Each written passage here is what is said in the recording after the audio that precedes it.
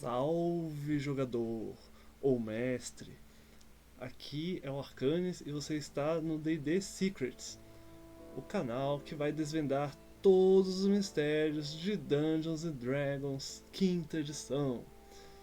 Bom, hoje seguindo o calendário, eu vou abrir uma nova série, que é uma série muito legal, muito completa,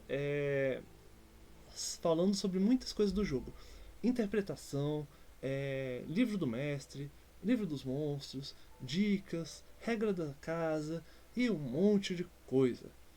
Pra falar a verdade, eu não faço a mínima ideia do que eu vou fazer.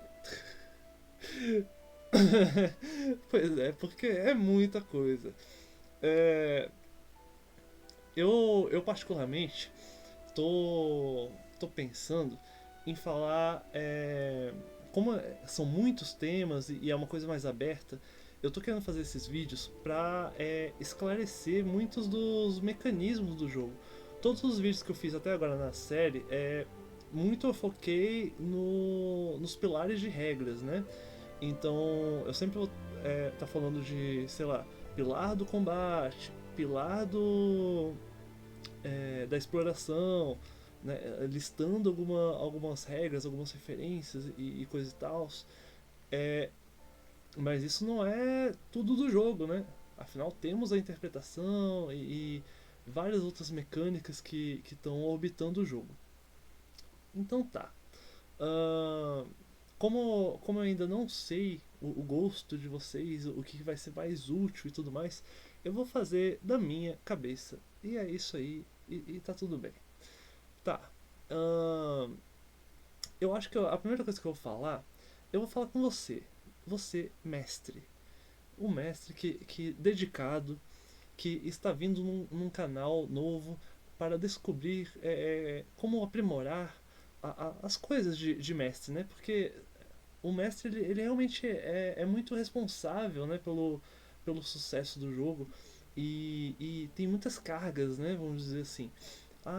Criar mundo, criar personagem, PDM, né, história, monstro, regras e um monte de coisa. E aí, é, existem muitos problemas nisso, que eu já vi mais de uma vez. Não foi uma, não foi duas, não foi três, foram várias. É, o que acontece com os mestres? Além da função deles serem muito complexas, né, por definição, é, tem um grave problema. Os livros do D&D Core, né, Core, que é os três livros básicos, Jogador, Mestre e Monstros, sempre existiram. Eu jogo desde e mestre desde o AD&D, segunda edição, né? Então eu joguei o segundo, joguei o terceiro, pulei o quarto, porque quarto não existe, né? Quarta edição do D&D não existe! E agora estamos aqui no quinta edição. Tá, e sempre teve esses três livros core. Então, muito das regras do jogo flutuam, ficam em evidência, na verdade, no livro do jogador. E o livro do jogador realmente tem muitas regras, muitos tals, pá. E aí, o livro do mestre muitas vezes acaba sendo usado só para pegar itens mágicos. O mestre vai lá, consulta o livro dos mestres para pegar os itens mágicos, para ver uma ou outra armadilha e ele vai pro livro dos monstros para ver as estatísticas. É, Isso acontece com muita frequência, com muita frequência. Então os mestres eles têm gosto, vamos dizer assim, de ler o livro do jogador, porque todo mestre já leu o livro do jogador, basicamente. É, eu desconheço algum mestre que não tenha feito isso. E aí ele teve gosto na hora de ler o livro do jogador, mas não tem o gosto de ler o livro do mestre. E aí eu tava pensando, caramba, por que isso acontece? O que há de errado com o livro do mestre? Por que as pessoas não gostam do livro do mestre? Assim, a ponto de sentar e ler. Porque na minha concepção, para você entender o D&D como um jogo completo, você realmente entender o âmago do negócio, você tem que realmente gostar da leitura. e fazer uma leitura não de um livro, mas dos três juntos. Isso é dificílimo, né? Porque primeiro que você quer ler um livro por vez. Né? Mas quando você estiver lendo o livro do mestre, ele vai falar de várias mecânicas, de várias coisas que você vai ter que obrigatoriamente ir pro livro do jogador e ir pro livro dos monstros. E isso acontece com qualquer um dos livros. Todos os três livros base, eles falam, eles conversam entre si. Isso daqui eu acredito, né, que é realmente uma estratégia de marketing, né, da empresa para vender, né? Lá atrás, há 20, 30 anos, sei lá quantos anos, 50, né? Sei lá. Lá atrás, é, eles tinham criaram esse mecanismo, né, para as pessoas comprarem os três livros, né, e realmente utilizarem. Só que a bagunça que isso ficou, principalmente pros amigos mestres, meu irmão, é, cara, não é de Deus não. Não é de nenhum dos deuses dos panteões todos que existem. Não é, cara. Porque realmente é uma confusão entender o que é o D&D, como usar as regras do D&D e tudo mais.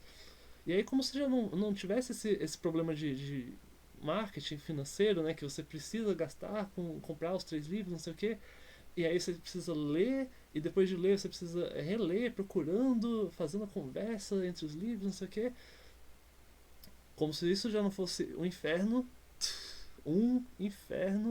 por si só. O livro do mestre, o que acontece? Ele não é prático.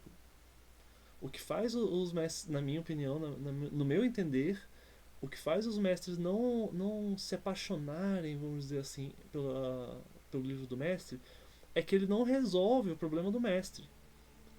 Porque lá vai ter todas as regras. Eu uso o máximo que eu consigo do livro do mestre, porque é muito bom. Eu tô falando aqui, parece que é defeito, mas não, eu gosto muito do livro do mestre. É realmente um livro muito completo, muito bom. Eu vou falar até do Mike daqui a pouco, para vocês entenderem. Mas o livro do mestre é muito bom. Ele tem muito conteúdo de valor lá dentro. Só que ele não é prático. Arcanis, por que ele não é prático? Porque quando você abre o livro do mestre, existem aqueles textos descritíveis incríveis. Eu falei que ia falar do Mike, eu já vou falar aqui agora pra a gente não se perder muito. O Mike Merce, eu não sei como é que pronuncia o nome dele, mas ele é um dos criadores do Dungeons and Dragons. Ele faz parte da equipe de criação do jogo. Né? E ele participou também das regras. Eu sempre falo do JC, né? Que é o líder, né? Das regras, como a gente conhece no quinta edição, mas o Mike também participou. E existe um certo. Eu já ouvi alguns jogadores, algumas pessoas falando mal do Mike. Porque existe um site chamado Sage Advice, que ele reúne tweets. É um site não oficial, ok? Não é do Magos da Costa, mas ele reúne tweets desses criadores do quinta edição. E aí, muitas pessoas perguntam coisas na Twitch particular do Jeremy Crawford, aí ele vai lá e responde. Aí outros jogadores perguntam pro Mike Mills, e aí ele vai lá e responde. E aí o Sage Advice coloca tudo num lugar só. Aí as pessoas vão lá consultar o Sage Advice, e aí vem regras, muitas vezes, né? A maioria das vezes é regra, né? E aí o Jeremy fala uma coisa mais... como é que eu vou explicar? Mais perto de um raciocínio seco, direto. Né? Se a pessoa perguntou uma regra, ele vai responder exatamente aquela regra. Ele não vai aprofundar, ele não vai falar de outras possibilidades. Não. Ele só vai responder aquilo. Claro que isso é porque o cara já deve receber 1 milhão de perguntas por dia, né? E aí ele não vai ficar aprofundando e falando mais do que necessário para conseguir responder todo mundo. Mas isso também é uma postura. Eu conheço isso daí. Eu conheço essas táticas desses seguidores de Vecna. Que é não falar demais para não revelar algumas coisas extras do jogo. Isso é uma postura do JC. Quando a gente fala do Mike, o Mike, quando as pessoas perguntam regras para ele é aquele mestre que não é tão exato. Ele é mais da escola do mestre bom senso. Né? Então eu não domino todas as regras, mas também não tenho interesse de dominar todas as regras e eu vou inventar e adaptar aqui alguma coisa que eu sei para resolver uma coisa que eu não sei. Isso é ok, é ok. Sabe, o D&D realmente tem muitas regras. E o Mike fazer parte dessa escola que não é tão direta e procurando regrinhas como são escritas, que é o que o Jeremy normalmente responde, né, de regras escritas e regras de intenção, o Mike ele só vai no regras da casa, assim, ele tenta responder algumas coisas que ele sabe de regra escrita, mas ele acaba muitas vezes indo pro regra do como eu uso, o regra de diversão, né? E aí muita gente acaba não considerando a opinião do Mike. E aí cria-se uma coisa bizarra, bizarra. Porque se você lê os textos do livro do jogador, do livro dos mestres, cara, lá tem textos incríveis. Muito, muito, muito bons. De verdade. São textos de inspiração. Então, quando tá lá descrevendo histórias, né? Ou falando de personalidades, de heróis, né? Ah, o Drizzt é um Drow que é bom, né? Ele resolveu ir contra a maré, não sei o que. Aí vai e pega um outro texto. Não, porque os monges possuem habilidades místicas do Ki. E isso flui através do corpo das criaturas, não sei o que. Ele vai falando. Quem escreve esses textos é o Mike. Então, assim, o Mike ele manda muito bem, mas é muito bem nessa parte criativa, nessa parte de escrita. Ele realmente inspira. E agora o que acontece? Os textos dele são muito bons, são grandes também, né? Então são completos, são ricos de detalhes. E aí quando as pessoas vão lá no livro do mestre, o que acontece? É, como eu disse ali atrás, normalmente mestres já foram jogadores, então eles já leram o livro do jogador, né? E aí eles vão lá pro livro do mestre. E o livro do mestre é uma viagem. É uma viagem. De verdade. Tem muito texto do Mike que ele começa já a escrever. Quando você abre lá o livro, o que acontece? Vai ter um monte de informação, tipo assim, como. Primeiro capítulo, né? Você abre o livro lá, o que você vê? Como criar o seu mundo. Beleza, isso é o começo, né? O começo é como criar o mundo, né? Não, então, porque você pode criar o seu mundo, um mundo de fadas em Faeria, ou você pode criar um mundo da escuridão, na camada da Umbra, que fica rodeado entre duas subdivisões, que é em cima, que são os planos celestiais, do bem, e o manto de baixo, que são os planos do mal, que são 16 dimensões alternativas, representando as tendências, né, e bem e mal, porque você pode ir para Avernus no inferno, ou porque você pode ir para o abismo, você pode ir para Hades, e aí nas laterais temos planos como Mechanos, e aí esse plano de Mechanos é liderado por máquinas e por um supercomputador, e aí esse plano é todo cheio de regras, e que nessa dimensão todos os D20 que você rolar são feitos com a metade do dado. Cara, eu sou um mestre iniciante, eu acabei de abrir o livro. A porra do livro tá organizada, do livro do mestre, tá organizado com essa viagem de como criar o multiverso do D&D.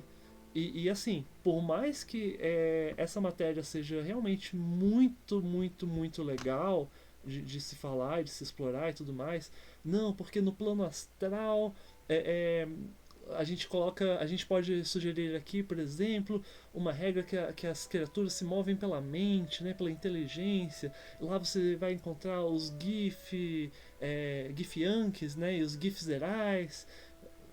Aliás, fazendo um breve parêntese aqui, é, agora, nessa realidade que estamos vivendo, eu acho que as pessoas finalmente descobriram o que são GIFs, né? Por causa do Baldur's Gate 3.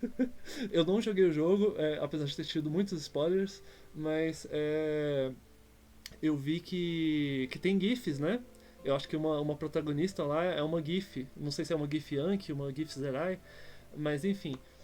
Os GIFs são habitantes do plano astral, ok? Pra quem não sabe, eu vou falar aqui.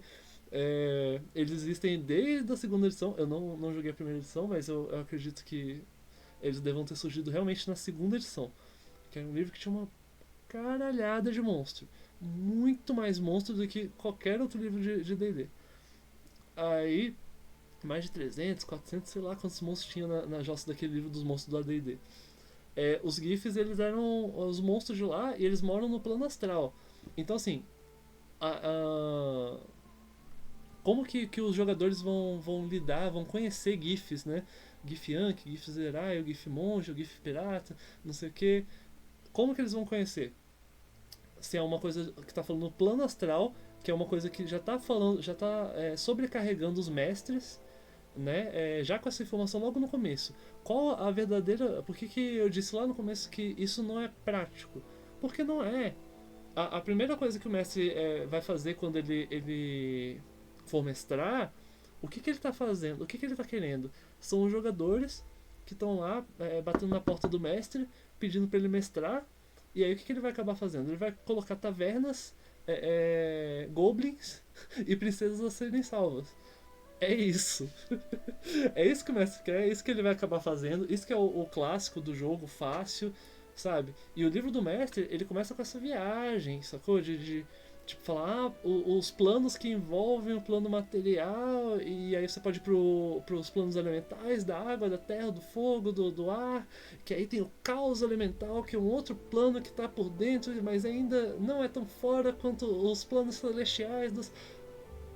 Cara, não, só não, não, não, não. É viagem. Essa ideia de fazer uma aventura em outros planos de existência, se a gente parar pra pensar, é uma coisa muito. Que a concepção do jogo ele passou por isso. Né? Vocês já devem ter visto um desenhozinho chamado Caverna do Dragão. E esse desenhozinho, os heróis ficavam passeando entre portais, sempre pegando o portal e tendo que fazer escolhas, né? E como eles eram pessoas boas, heróicas, né? Eles sempre faziam a escolha do bem, né? Vamos dizer assim. Ajudar essas pessoas que estão passando fome ou voltar para casa, que é o objetivo de vocês. Aí eles iam e pegavam o portal para ajudar as pessoas, né? Para que elas não morressem de fome, não sei o que e tal. Porque eram pessoas do bem. Então eles ficavam viajando, né, muitas vezes de um lado para o outro, às vezes de um plano para o outro, de um mundo, né, para o outro, e nunca conseguiam voltar para casa e tal. E essa concepção é muito antiga, né? Mas assim, de alguma forma, isso se perdeu, na verdade. E aí, o que ficou sendo clássico é você começar o jogo numa taverna, você fala com o contratante, pega uma missão qualquer, e aí você vai matar Goblin na caverna, vai matar esqueleto, vai fazer alguma coisa assim, porque é isso que os jogadores estão querendo e é isso que eles vão ter. Né? Aí você vai e quer criar essa coisa. E aí você vê lá no livro do mestre aquele mundo de possibilidades logo no começo, e aí você se assusta. E aí o que acontece? Você tava lendo, aqueles textos são bonitos, são inspiradores, são, assim, realmente quem tá lendo querendo mestrar uma aventura em Faéria, no plano astral, em Celestia, em Isgard, começa a realmente ter ideias. Mas o negócio é que essas ideias não são práticas, não são para começo de jogo. Não é para você pegar esse texto e colocar no começo do livro. Né? E aí que Vecna foi e mexeu os pauzinhos lá dele e fez essa equipe pirada colocar a jossa do como criar seu mundo e plano de existência logo no começo do livro do mestre. Assim, na minha visão, eu acredito que o livro do mestre ele deva ser lido a partir do capítulo 3. Que é lá no capítulo 3, o que eles falam? Eles falam de como criar sua masmorra. né? Então o mestre vai lá, vai começar a ler, aí ele vai ver, masmorras, tem portinhas, e monstrinhos, e baúzinhos. Aí ele vai começar a entender como é que funciona o básico do jogo, né? Aí, vai ter um NPC, como fazer esse NPC, a personalidade dele, ele é bom, ele é mau, ele é o quê, por que ele tá querendo que você viaje aqui pra esse lugar do monstrinho, atrás da porta, não sei o quê. Então, isso já é uma coisa muito mais prática. E a quantidade de textos e regras, vamos dizer assim, dessa parte prática é muito amigável, na verdade. É de verdade. Eu leio aquilo lá, eu tô feliz lendo tanto a parte de inspiração, né, que são os textinhos, como a parte de regras. É amigável. É como se você estivesse lendo o livro do jogador. Só que, claro, com uma composição muito mais ampla, né? Tem muito mais coisa para ser resolvido no livro do mestre, claro. Mas o feeling, né, o sentimento que eu tenho quando leio o livro do mestre é o mesmo. Só que só a partir desse capítulo 3. Antes não é nada prático. Aquelas viagens, né, de viagem dimensional, de plano de existência, não sei o que. Não. Né? Eu acho, né, na minha concepção, que esse capítulo do 1 e 2, né, vamos dizer assim, eles não devem deixar de existir, ok? Mas eles devem ser jogados lá pra baixo. Pensa comigo, não é muito mais interessante os mestres irem no livro do mestre e já começar a fazer as coisas, já começar a resolver os problemas? Porque o jogador, quando ele abre o livro do jogador, a primeira coisa que ele vê é raças, é classe. Ele já vê uma estrutura da coisa básica para ele criar a ficha. Né? Agora o mestre não tem essa colher de chá. O mestre só se fudeu porque vai ter que ler aquele livro lá com uns milhões de planos de existência. E aí o que acontece? Os mestres se assustam, né? Bem da verdade se assusta, porque ele só queria fazer uma porra de uma caverninha com Goblin. E aí o pessoal tá falando de Arcádia pra ele, e Elísio e tudo mais, e ele tem que aceitar pacificamente, né? Quer dizer, não tem, né? Na verdade, o que o mestre vai fazer? Ele vai só jogar o livro fora, ou melhor, não vai jogar o livro fora porque tem os itens mágicos, né? Então ele vai deixar o livro lá mofando e quando ele precisar dos itens mágicos, ele abre lá na página. Esse é o resumo do livro do mestre. Eu já vi isso acontecer muito, muito mesmo. E aí isso se perde. Porque tem muita coisa de valor lá no livro do mestre que é realmente legal, que é realmente massa. E, por exemplo, armadilhas. O jogo todo mundo sabe que tem armadilhas em masmorras. Mas assim, que tipo de armadilhas? Sabe? O mestre que já tá lendo como construir sua masmorra, ele já viu os NPCs, né, que ele vai colocar, o patrão, o aliado, já viu o NPC monstro, já viu o tesourinho, já viu a porta. Massa. Então ele tá querendo colocar armadilhas agora. Aí ele já tá ali, no próprio capítulo da criação de masmorra. Então ele vai e lê as armadilhas. É claro que ali eu fui muito bondoso, né? Porque o livro do mestre ele faz uma viagem também. A organização dessa galera é uma piada. Porque ele vai falar de armadilhas ali no começo e depois vai destacar armadilhas lá no final do livro. Mas enfim. É, só de você ter acesso a armadilhas, que é uma coisa que você quer, às vezes você não lembra, né? Tipo, armadilha de agulha envenenada. Tá na cabeça, né? Tá fácil. Armadilha de fosso, né? O jogador pisou na pedra, caiu. Tá fácil, tá massa. E aí? Acabou? Só tem isso? Eu vou colocar isso no jogo inteiro? Tá palha. Aí, não. O livro do mestre vai lá e sugere uma série de armadilhas que não é tão. Uma quantidade tão absurda que o mestre vai se assustar.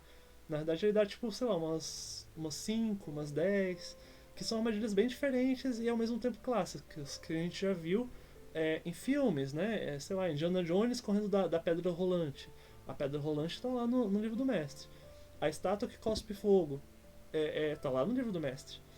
Então ela já é uma adição ao fosso, né? Que os jogadores caíam e tinha estacas lá embaixo, né? Então, essas essa estrutura de armadilha já foi muito prática, já falou, já deu imaginação também, para quem não, o mestre, né, que não tivesse conhecimento ou imaginação, ou ambos, já se inspirar ali, já copiar e colar as armadilhas na aventura dele, e aí com isso, com essa bagagem que ele vai adquirindo aos poucos, né, ele consegue ir criando as próprias depois no futuro, né? Quem sabe quando ele estiver lá fazendo a aventura no plano astral com os GIFs piratas, né? Os GIF Yankee e os GIFs heróis, ele se inspira em criar uma armadilha psionica, né? Que faz você ser jogado para o vento de prata e não sei o que. Sei lá, né? Já é uma construção muito mais possível, né? Quando o mestre ele começou com o basicão, né? Tipo, monstrinho na caverninha, você abre a porta, pisa na armadilhazinha e pega tesouro. Acabou. Sabe, os jogadores já vão criar tantas caraminholas na cabeça deles e já vai dar tanta cena assim, às vezes tem um erro crítico que gera uma cena também. Cara, isso aqui já é imenso, já é risada pra tarde inteira, pra noite inteira, sei lá, o momento do dia que você joga. Mas o jogo de D&D já vai dar muitas risadas nesse básico. E aí depois que o mestre aprender, ficar confiante, né? Não, já tô agora pro.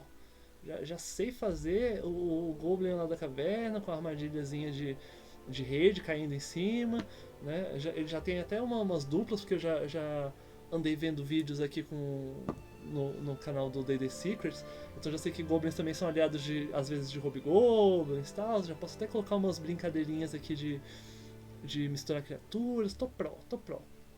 Tá pro, inventa as suas. Inventa suas armadilhas, inventa seus monstros, inventa seus problemas. E aí você coloca lá e o jogador vai resolver. E agora sim, o mestre tendo essa evolução, vamos dizer assim, ele consegue mestrar bem, né? Porque olha que injusto, o jogador ele vem com a receita de bolo. Você cria seu personagem em nível 1. E aí ele evolui para o nível 2. Aí você ganha as habilidades de nível 2. Aí você passa de um problemazinho, resolve, aí você passa para o nível 3. E assim vai até o nível 20. Então o jogador ele vai aprendendo o jogo, né? Progressivamente. O mestre, ele já é tacado um vômito em cima dele, né? O pessoal vomita as regras lá no livro do mestre e aí ele não consegue evoluir. Ele não consegue ter essa progressão igual o jogador, que só teve que seguir a receita de bolo, né? De nível 1, nível 2, nível 3. Aí ele foi estudando lá as características que ele ia ganhando e tá bom. O mestre não teve essa progressão, né? Quando fala, por exemplo, de armadilhas, lá eles colocam exemplos de armadilhas e aí eles colocam uma dificuldade. Que essa dificuldade, por exemplo, a mesma armadilha de agulha envenenada no baú, ela pode ser uma armadilha envenenada, né, de agulha no baú, no nível 1, pro Tier 1 e no Tier 4, quando os personagens estão no nível 20. A mesmíssima agulha. O que vai mudar é o nível de dificuldade daquela armadilha e o dano, né? O teste de resistência, os valores numéricos, né? Mas é a mesmíssima agulha. A mesma pedra rolante que no nível 1 causava 20 de dano, no nível 20 vai estar causando 100, 200 de dano. Então isso é uma estrutura que existe no livro do mestre e que não facilita, na verdade, a vida. Porque o mestre não foi uma evolução. Ele não viu tipo uma agulhinha quando ele estava lendo as regras do nível 1, vamos dizer assim. E aí no nível 2 ele viu uma outra armadilha de agulha que agora causa o dano do nível 2, com a mecânica do nível 2, com o tier 2, tudo separadinho, bonitinho. Pro mestre já veio tudo junto. Todos os tiers. Todas as escalas de poder do jogo. Entendeu? E isso é uma bagunça. É um caos. É difícil. Não vou mentir, não. É difícil. Mas assim, é possível. Até porque o D&D você não precisa saber de todas as regras, de todas as coisas para se divertir, né? Eu só digo que essa minha opinião a respeito do livro do mestre, o vídeo de hoje é o livro do mestre, né? É o livro do mestre porque é o vídeo de hoje. Mas enfim, eu só acredito que se você der uma chance pros capítulos mais avançados, né, vamos dizer assim, comece pelo capítulo 3, você vai ser muito mais feliz. Acredita. Acredita no Arcanis. Arcanis sabe o que tá falando. Que aí você vai ter. Vai pegar uma mecânica que não é tão bem feita, né? Tipo essa das armadilhas, que já tá os 4 tiros lá. Mas pelo menos você vai. Você já vai ter todas as armadilhas ali básicas, né? Escritas no lugar certo. Que é o lugar que você queria, né? Que você tava justamente. Já chegou para fazer a masmorra, com o monstrinho, com o baúzinho. E aí já tava a armadilha lá. Né? Tá todas as dificuldades do jogo ali, mas a armadilha tá ali. Então assim, de certa forma, eu acredito que seja já que não temos uma maneira menos dolorosa, vamos dizer assim, eu acredito que deva ser a forma mais eficiente de se ler o livro. E aí, quando você tiver mais experiência, tiver mais calejado, tiver gostando de semestre, porque semestre é legal também, né? Até porque envolve muita coisa de interpretação também, não é só regra, né? A parte boa que eu normalmente eu sempre digo para quem me perguntava, né? Principalmente há muito tempo atrás, quando as pessoas gostavam e aí elas perguntavam por que eu mestrava tão bem, né? Por que eu sabia das regras, não sei o que. Aí eu falava, cara, se você está gostando do jeito que eu mestro e tudo mais, é porque eu entendi finalmente as regras do D&D. Eu tive paciência de não cair nas pegadinhas, né, do livro, porque nem tudo que está dizendo lá no livro é daquele jeito. Aí eu tive paciência, fui explorando, fiz meus estudos, tal, e aí eu consegui entender o D&D. E quando a gente começa a entender o D&D, começa a entender as regras, aí é libertador, porque na verdade você aprende as regras, você estuda, você faz o negócio para depois se libertar delas. Quanto mais você sabe das regras, mais você sabe que você não precisa usá-las todas ali de uma vez, ficar se desesperando e tudo mais. Não, não, cara, é muito mais tranquilo. É tipo, volta a ser leigo, sacou? Você sabe da regra, e aí você sabe exatamente se você quer quebrá-la ou não. E é isso, e tá tudo bem. Né? E se o jogador ficar muito sentido com isso, você vai lá e ou conserta, ou expulsa ele, vai mostrar para um jogador que não fica enchendo seu saco, enfim, qualquer, qualquer coisa do tipo. Então, isso é uma aba bem importante do como ler o livro do mestre, né? Que não é citado assim, de uma maneira, acredito eu, dessa forma que eu penso. Né? E que se fosse diferente, talvez houvessem mais mestres que gostassem de ler o livro do mestre, né? Um livro mais prático, resolvendo ali as questões, né? De como fazer o goblinzinho na caverna e tal. É o que eu penso. Se você concorda, se você discorda, esse foi um vídeo, eu acho que bem light, bem tranquilo, de introdução. É, eu falei aqui o que eu penso do livro do mestre. Se você concorda, coloca nos comentários, deixa eu ficar sabendo. Se você não concorda, também fala. Se você acha que é uma outra coisa, se você tem uma outra experiência, compartilha com a gente. Aí eu vou ler e aí eu consigo dizer mais coisas que vocês querem saber e também consigo interagir, né, pra gente desenvolver essa ideia, essa nova opinião. Né? Quanto mais a gente consegue trabalhar todo mundo junto, mais a gente consegue acertar o que é o D&D. Que isso é filosófico, né? Vamos combinar que esse negócio é muito grande. É muito grande. Quando você vai dando zoom, quando você está vendo de longe, não parece, né? Mas quando você vai dando zoom, o negócio é imenso. Tá. Então é isso. Eu espero que tenham gostado. e comente nos vídeos, eu responderia, lerei e responderei a todo mundo. É, e me mandem sugestões sobre os próximos vídeos que vocês querem ver aqui, porque como eu disse lá no começo, é, esse dia da semana vai ser voltado para as coisas mais subjetivas, né? Sei lá, interpretação, regras da casa, livro do mestre, livro dos monstros. Então a gente vai poder falar de muitas mecânicas também, né? De muitas situações que acontecem nesses livros. Então, se você tiver alguma dúvida, alguma sugestão de qual próximo conteúdo, fala aí. Fala que aí eu de repente consigo fazer um vídeo da sua dúvida, do que você quer saber mais, enfim. Esse canal a gente vai construir junto. Eu tenho plena noção de que eu sou um amador fazendo esse canal aqui no começo, mas juntos a gente vai poder dar uma vida para isso. Que eu acredito que esse material todo que eu estou passando vai servir para ajudar as pessoas a jogarem mais fácil, melhor, sem muitos traumas, principalmente, é a melhor parte. Então é isso. É, aqui foi o Arcanes, vocês estavam no D&D Secrets e até o próximo vídeo.